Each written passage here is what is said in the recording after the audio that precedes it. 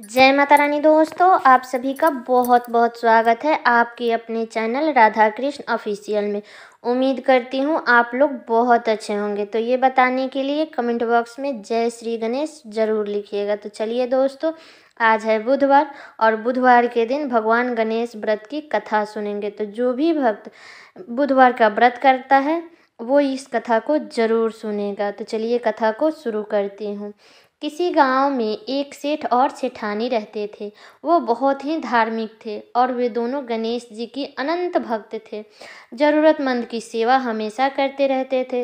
वे हर एक बुधवार को व्रत करके कथा सुनते थे और जोड़े से ब्राह्मण को खाना खिलाते थे, फिर अपना व्रत खोलते थे। जब ब्राह्मण को खिला लेते थे फिर अपना व्रत खोलते थे। सेठ का बहुत बड़ा परिवार था, लेकिन सेठ का कोई संतान नहीं था।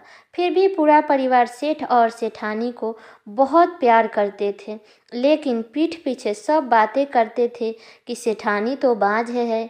इस बात से सेठ और सेठानी बहुत दुखी रहते थे। एक समय की बात है, बुधवार के दिन था। भगवान गणेश जी के मंदिर में सेठ और सेठानी पूजा कर रहे थे। पूजा करके जब वो मंदिर से बाहर आए तो देखे कि मंदिर के सीढ़ियों पर एक 4-5 साल का बच्चा बैठकर रो रहा है। तब सेठ जी ने मंदिर के पुजारी की तरफ देखा कि कहीं बच्चे की माता पिता आसपास में होंगे, लेकिन वहाँ कोई नहीं था। तब उस बच्चे को पुजारी जी के पास लेकर के गए सेठ और सेठानी और बोले कि पुजारी जी, ये बच्चा अकेला है, इसका माँ बाप पता नहीं कहाँ है, यहाँ कहीं दिखाई नहीं दे रहा है। तब पुजारी जी बोले कि सेठ जी, आप इस बच्चे को अपने घर ले जाइए।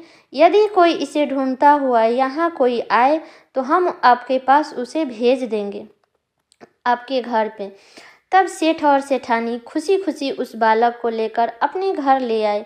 जब कई दिनों तक कोई उस बालक को लेने नहीं आया, तब सेठ और सेठानी ने गांव के सरपंच से सलाह लेकर के उसे गोद ले लिया। तब सेठानी ने उस बच्चे का नाम गणेशा रखा। ऐसे ही कई वर्ष बीत गए। एक दिन एक चोर पति पत्नी उसी गांव में आए और गणेश जी के मंदिर के सीढ़ियों पर बैठ गए और गांव के सबसे अमीर आदमी को लूटने का योजना बनाने लगे। तब तक पंडित जी वहां आ गए और उस अनजान पति पत्नी को मंदिर की सीढ़ियों पर बैठा देखा तो पंडित जी ने उनसे पूछने लगे कि क्यों भाई, क्या बात है, यहाँ क्यों बैठे हो? उन्होंने कोई जवाब नहीं दिया। तब पुजारी जी बोले, क्या आपका बच्चा गुम हो गया है? तब तुरंत चोर पति पत्नी ने कहा कि हाँ, हमारा बच्चा गुम हो गया है। तब पुजारी जी ने पूछा कि कितने दिन पहले की बात है? तो चोर पति पत्नी बोले कि यही कुछ 4-5 साल की बात है। तब पुजारी जी बोले कि आप उदास ना हो, आपका बच्चा इसी गांव में है, एक सेठ के पास है। तब पुजारी जी ने उन दोनों को सेठ के घर ले गए। जब सेठ सेठानी को पता चला कि गणेशा के असली माता पिता आ गए हैं तो वो बहुत दुखी हुए। सेठानी तो रोने लगी।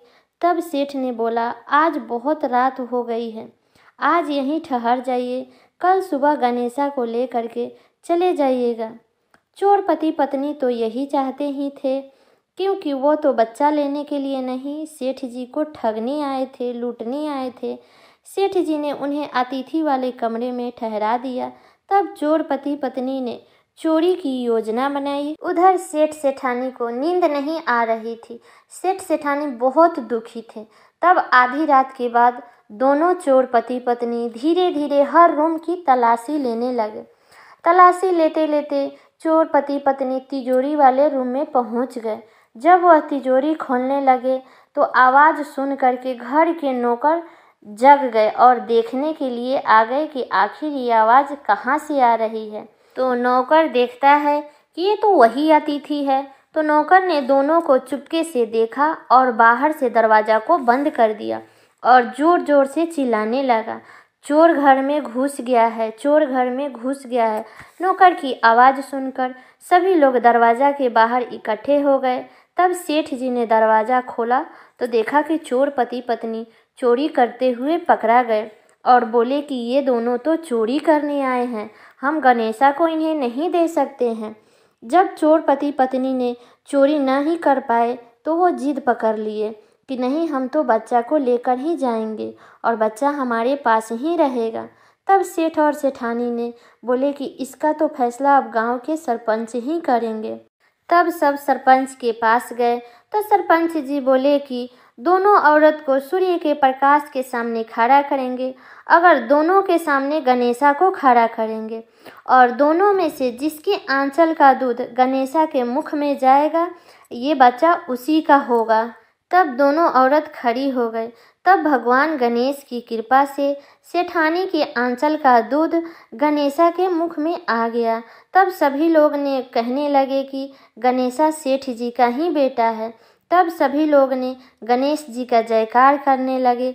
यदि आप लोग भक्तों बुधवार का व्रत करते हैं तो इस कथा को ज़रूर सुनिएगा। और ये कथा मेरा यहीं तक का था। तो कैसा लगा ये कथा आप लोग कमेंट करके ज़रूर बताइएगा। और चैनल पे नया हैं तो चैनल को सब्सक्राइब कर दीजिएगा, बेल आइकन को प्रेस कर दीजिएगा, जिससे मेरे वीडियो का नया नोटिफिकेशन आप सभी के पास सबसे पहले पहुँचे। और वीडियो को एक लाइक ज़रूर कर दीजिएगा और वीडियो को शेयर कर दीजिएगा ताकि हर किसी तक ये कथा पहुँच सके। तो चलिए दोस्तों, मिलते हूँ अगले वीडियो में। तब तक के लिए नमस्कार।